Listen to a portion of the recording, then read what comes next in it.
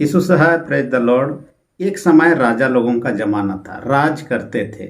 उनके राज में संदेश वाहक हुआ करते थे। जब एक राज्य से दूसरे राज्य तक कोई भी खबर पहुंचाना हो, ये संदेश वाहक लोग वहां तक पहुंचाते, चाहे दुख का खबर हो, सुख का खबर हो, चाहे युद्ध का खबर हो। कई बार ये संदेश वाहक लोगों के लिए खतरे का निशान होता था, क्योंकि जहां वो जाते थे यदि खुशी का खबर हो सकता है वो लोग अच्छी रीति से ग्रहण कर ले, परंतु दुख की खबर हो और भयानक खबर हो सकता है उन पर हानि आ सकती थी। इसी प्रकार के परिस्थिति हम नबियों का जीवन में देखने पाते हैं। परमेश्वर उनको नियुक्त किया था ताकि परमेश्वर की बातों को राजा, प्रजा, याजक सभी लोगों तक पहुंचा सके, परंतु सब लोग सही रूप से उन बातों को ग्रहण करेंगे और उसके अनुसार अपने जीवन व्यतीत करेंगे, ये कोई गारंटी नहीं था। और यिर्मयाह नबी के जीवन में भी ऐसे बातों को देखने पाते हैं। जैसे ही लोगों को संदेश देता है, लोग उसके विरोध में उठ खड़े हो जाते हैं। यहाँ तक उनको यातनाएं सहना पड़ा कि वो रोते रहता था। आज का वचन यिर्मयाह 7 अध्याय 1 से 11 पद में ऐसी बातों को देखने पाते हैं। और यिर्मयाह को परमेश्वर आदेश देता है, यरूशलेम मंदिर के फाटक या गेट के पास में रहिए और जितने भी लोग आएंगे उन सबों को ये वचन सुनाइए। कौन सा वचन? उन्होंने जो गलती किया है, उनका जो पाप है, उनके बारे में बताइए, ताकि वे लोग सुधर जाए और उनको मैं नष्ट न करूं, उनका देश ना छीना जाए। और ऐसा ही करता है। जो कुछ भी हो, आज का वचन के आलोक में मैंने शीर्षक रख दिया है, मंदिर के द्वार पर प्रचार करना। मंदिर के द्वार पर प्रचार करना। ये मंदिर के द्वार पर प्रचार करने के अंदर 3 बातों पर हम चर्चा करेंगे। पहला जो पॉइंट है इसमें, गलती या पापों को बताने के लिए प्रचार करना। किनका गलती या पापों को बताने के लिए प्रचार करना? राजा हो, याजक हो और इस्राएली लोग हो, सभी लोगों का, ना केवल कोई एक कैटेगरी के लोग। जो राजा लोग थे ईश्वर के इच्छा अनुसार चलते नहीं थे, अपने इच्छा अनुसार जीवन व्यतीत करने लगे। साथ ही साथ हम देखने पाते हैं प्रजा के लोग भी वैसे ही होने लगे, यहाँ तक कि याजक भी ऐसे होने लगे। धनी मनी लोग ज़्यादातर गरीबों पर शोषण करने लगे। उनमें 6 पद और 9 पद में लिस्ट दिया हुआ कौन कौन सा पाप या बुराई उस समय दिखाई देता है।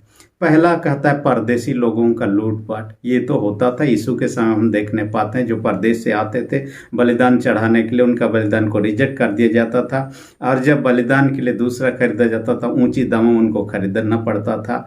और जो दान उनको चढ़ाना होता था मंदिर में, वो अलग पैसा होता था, अपने देश का पैसा को नहीं चढ़ाते। जब उनका लेन देन या तो अदला बदली होता था, उस समय भी लूटा जाता था, हर जगह लूटा जाता था। इस कारण से परदेशी लोग लूटे जाते थे। आगे कहता है अनाथ और विधवा, ये लोग बेसहारा लोग होते हैं, उनको तो दूसरों के सहारे की आवश्यकता है, परंतु ऐसे लोगों को लूटा जाता। इसलिए परमेश्वर इन चीज़ों से खुश नहीं होता है। निर्दोष लोगों का हत्या होना और ईश्वर को छोड़कर दूसरों के पीछे भागना, इस प्रकार के। 9वें पद में हम देखने पाते हैं चोरी करना भी लोगों के बीच में दिखाई देता है, व्यभिचार करना और झूठी शपथ खाना। इस प्रकार के पापों को हम यहाँ देखने पाते हैं और उनको चिताता है, बताता है, ताकि वे लोग मंदिर के द्वार पर खड़े होने का एक उद्देश्य है, सारे लोगों को बता जाए। ऐसा ना हो कि कुछ लोग छूट जाए। सारे लोग गेट होते हुए अंदर घुसेंगे, गेट के बिना तो छत से या तो फिर दीवार फांद के वे लोग आएंगे नहीं। इसे सबको बताने के ख्याल से उनको गेट पर खड़ा कर दिया। आज भी यिर्मयाह के समान जरूरत है लोगों को बताने की, वे लोग कौन सा जगह गलती करे, कौन सा जगह सही है। परिवार में माता पिता होकर बच्चों को सही शिक्षा देने की आवश्यकता है, क्या सही कर रहे हैं, क्या गलत कर रहे हैं। यदि कलीसिया में सेवक सेविका गण है, उनको बताना मंडली के भाई बहनों के लिए, एक शिक्षक को बताना अपने स्टूडेंट के लिए। हम जहाँ भी हैं, हमें भी यिर्मयाह के समान बताने की आवश्यकता है, ताकि लोग जाने इससे पहले कि विनाश आए, अपने आप को सुधार ले, बच जाए। क्योंकि लोग यहाँ उपासना आते थे, परंतु इतने सारे बुराई या पाप उनमें था कि उनका आराधना उपासना करना व्यर्थ ही है। आप जानते हैं कि सच्ची उपासना के बारे में आयुब क्या कहता है, याकूब क्या कहता है। याकूब की पत्री 1 अध्याय उसका 27 पद में कहता है, परमेश्वर के समय शुद्ध और निर्मल भक्ति क्या है? अनाथ और विधवाओं की सुधि लेना कहता है। उनकी सुधि लेना जो बेसहारा असहाय है, ये सच्ची आराधना का ये है। हम यदि वहाँ अन्याय करेंगे और यहाँ पर उपासना करने आएंगे, ये ग्रहण योग्य नहीं। यीशु मसीह ने चेलों को शिक्षा देते हुए कहा था, यदि तुम गिरजाघर में आते हो दान चढ़ाने के लिए, तुम्हारे मन में ये विचार आए कि अपने पड़ोसी के साथ में या किसी भाई के साथ में तुम्हारा मनमुटाव हो गया है, तो दान मत चढ़ाओ, इससे कोई लाभ नहीं होने का। सबसे पहले जाकर उससे मेल मिलाप कर लो, उसके बाद दान चढ़ाओ, तो ये दान ग्रहण किया जाएगा। यानी कि दूसरों के साथ हमारा संबंध खराब हुआ हो, दूसरों के साथ अन्याय अत्याचार किया और यहाँ हम आराधना कर रहे हैं, वो आराधना सच्ची आराधना नहीं हो सकता है। इसलिए सच्ची आराधना करना है तो लोगों के साथ सही व्यवहार करना, सही न्याय करना जरूरी होता है। इसलिए मत्ती 25 अध्याय में भी देखिए 31 पद से आगे का था, अंतिम दिन में यीशु मसीह जब दोबारा आएंगे, सारे लोग इकट्ठा किए जाएंगे, एक तरफ पापी लोग, एक तरफ धर्मी लोग। पापी लोगों से कहे, दुष्ट लोग नरक में चले जाओ, जब मैं भूखा था तुमने खाना नहीं खिलाया, जब मैं प्यासा था तुमने पानी नहीं पिलाया, जब मैं बीमार में था तुमने सेवा शुद्धि नहीं की। तब ये पूछेंगे, प्रभु कब आप हमारे घर में आए, कब आपका सेवा शुद्धि नहीं, कब आपको खिलाए नहीं खिलाए, कब आपको नहीं पिलाए। यीशु मसीह उनसे कहेंगे, किसी भाई बहन के साथ तुमने जो नहीं किया, मेरे साथ नहीं किया। तब धर्मी लोगों से, पिता के धन स्वर राज्य का अधिकारी हो जाओ, जब मैं भूखा था तुमने खाना खिलाया, जब मैं प्यासा था तुमने पानी पिलाया, जब बीमार में था तुमने सेवा शुद्धि की। पूछेंगे, प्रभु कब हमारे घर में, कब आपको खिलाया पिलाया, हमें तो कुछ भी याद नहीं है। प्रभु उनसे कहेगा, किसी भाई या बहन के साथ तुमने जो किया मेरे ही साथ किया। हम किसी के साथ में यदि अच्छा व्यवहार कर रहे हैं, इनडायरेक्टली ईश्वर के साथ कर रहे हैं, इसी बात को कहना चाह रहा है। इस कारण से हमें सही और गलत के बारे में बताना जरूरी है, ताकि हम पहले से सुधर जाएं। मैं उड़ीसा से रांची के लिए झारखंड यात्रा कर रहा था। मैं ट्रेन का लोकेशन मोबाइल में देखा और देखा या कि जहाँ पर स्टेशन है वहाँ पर आ गया है, लेकिन उसी समय में एक ट्रेन जो पहले जाना चाहिए लेट हो चुका है, वो भी उसी समय में आ चुका था और ट्रेन का टाइम छूटने वाला था। इस कारण से मैं जैसा पहुंचा मैं चढ़ गया। मुझे पता नहीं कि मैं कौन सा ट्रेन में चढ़ा, मैं गलत ट्रेन में चढ़ गया। जो ट्रेन रांची जाने वाला उसमें ना चढ़कर मैं हावड़ा तरफ जाने वाला ट्रेन में चढ़ गया। आधे रास्ते जाने के बाद में कुछ लोगों के जरिए से मुझे पता चला कि मैं गलत दिशा में बढ़ रहा हूँ। उसके बाद मुझे लगा कि मुझे सुधरना चाहिए अपने यात्रा में, आगे ना बढ़कर, क्योंकि मैं गलत दिशा में बढ़ रहा हूँ। उसके बाद में मैं CKP चकलदरपुर में मैं उतर गया। वहाँ एक परमेश्वर का दास का नंबर मुझे दिया गया और उससे मैं संपर्क किया, रेवरेंड CK मरंडे, और उनके जरिए से मैं उनका आवास तक पहुँचा, उनके साथ में रहने का अवसर। उसके बाद में मैं बस के जरिए से मैं अपना गंतव्य स्थान को सुधार कर रांची पहुंचा। यानी कि मैं किसी से नहीं सुनता, जो बताते ना सुनकर मैं आगे बढ़ते जाता, मैं और ही अपने दिशा से दूर भटक जाता। इसलिए समय रहते मुझे पता चला, मैं वापस लौट गया अपने सही जगह पर। इसलिए हम को भी लोगों को बताने की आवश्यकता, ताकि गलत दिशा में जरा सही समय पर सुधर जाएं और अपने जीवन को गलत होने से, विनाश होने से बचा सके। दूसरी विशेष बात आज के वचन में कहता है, अपनी चाल और काम सुधारो। तीसरी पद से ही आगे आप देखिएगा, वहां पर कहता है अपनी चाल और काम सुधारो। यदि चाल और काम सुधारेंगे तो उनका भला होगा। जिस देश को ईश्वर ने प्रतिज्ञा स्वरूप दिया है, उस देश में उनको बसे रहने देगा। यानी कि ये यरूशलेम इस्राएल जो देश है, ये प्रतिज्ञा देश है। ईश्वर ने इस्राएलियों को देने की प्रतिज्ञा किया था, जिसे बाइबल में हम पाते हैं। अब लेकिन प्रतिज्ञा देश समय समय पर लोगों के द्वारा कैप्चर किया गया और उनको बंधुए में जाना पड़ा। इसलिए उनको कहता है, तुम यदि परमेश्वर के आज्ञा अनुसार चलोगे तुम इस देश में बसे रहोगे, नहीं तो इस देश में नहीं बस पाओगे। और ऐसा भी होता है, उनके पापों के कारण से देश भी विनाश होता है और उनको अपने देश को भी छोड़कर बंधुए में भी जाना पड़ता है। आगे हम इसके बारे में चर्चा करेंगे। परंतु ये एक बात है, उनको पश्चाताप करने का संदेश यहाँ यिर्मयाह दे रहा है।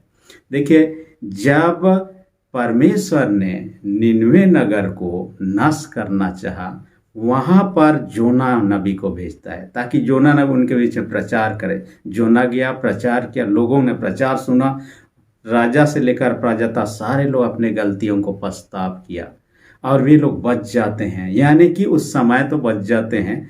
परमेश्वर जो नष्ट करने को ठाना था वो नहीं करता है। नूह के समय को देखते हैं। नूह का समय भी जब दुनिया को डुबाने वाला था, परमेश्वर नूह से कहा एक नौका बनाओ।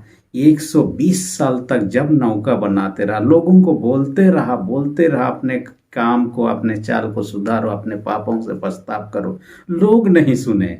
और एक दिन विनाश आ गया, लोग डूब के मरने लगे, यह व्यक्ति बच जाता है। इतने साल के प्रचार के बावजूद भी लोग विश्वास नहीं किए।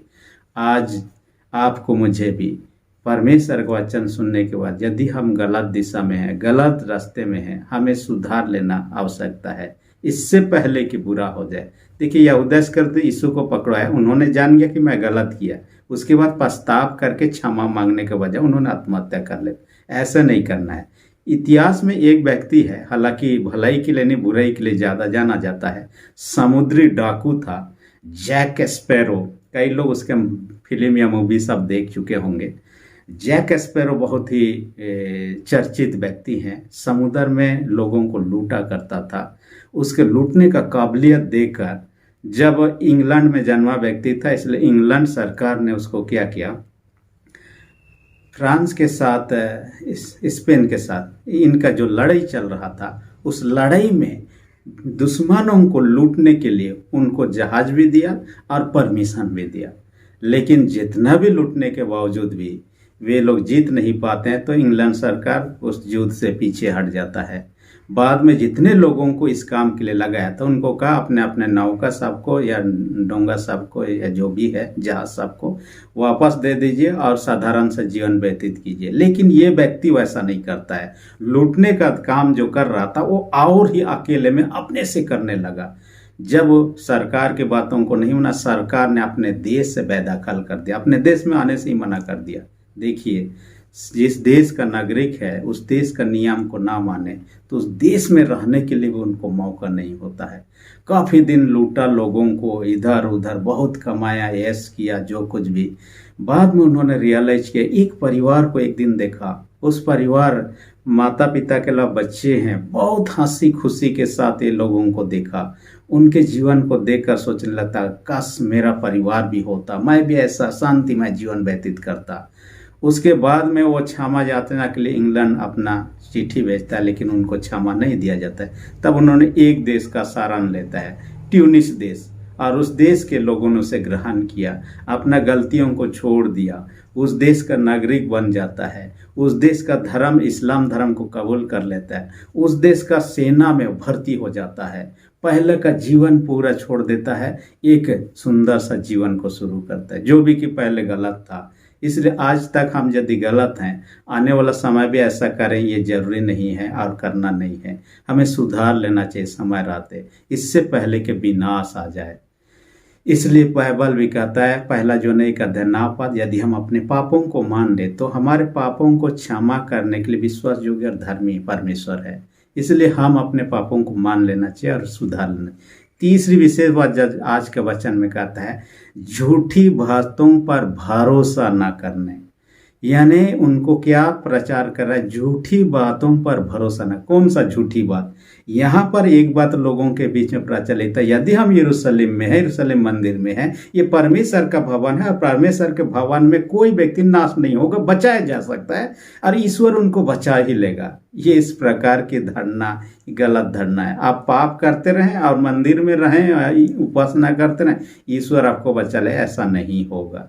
इस प्रकार के भ्रांत धारणा में ना रहें। और बंधुई में 586 ईसा पूर्व से पहले ये भविष्यवाणी किया था। 586 ईसा पूर्व में इनको बंदी बनाकर ले लिया जाता है। बंदी बनाने के बाद भी लोगों को यही संदेश दिया, अपने चाल और काम को सुधारो, और ऐसा करने के द्वारा ईश्वर आपको छुटकारा देगा, अपने देश में पुनः बसाएगा, नया जीवन देगा उनको ये शिक्षा। आज भी कई लोगों का ऐसा मानना है, मैं तो क्रिश्चियन हूँ, बचपन से बपतिस्मा लिया हूँ, मसीह परिवार में जन्मा हूँ, इसलिए मुझे जन्मजात अधिकार है, मैं स्वर्ग राज्य में प्रवेश करूँगा और स्वर्ग के सुख को प्राप्त होगा। इस प्रकार के भान धारणा में ना रहें। कई लोग सोचते हैं मैं तो बहुत सारे वचनों को जानता हूँ, कंठस्थ करता हूँ, अच्छे गीतों को गा पाता हूँ, अच्छे उपदेश कर सकता हूँ, मैं देन दान देता हूँ, रेगुलर चर्च जाता हूँ, मुझे तो स्वर्ग में पक्का जगह है। इस प्रकार के भान धारणाओं में ना रहें।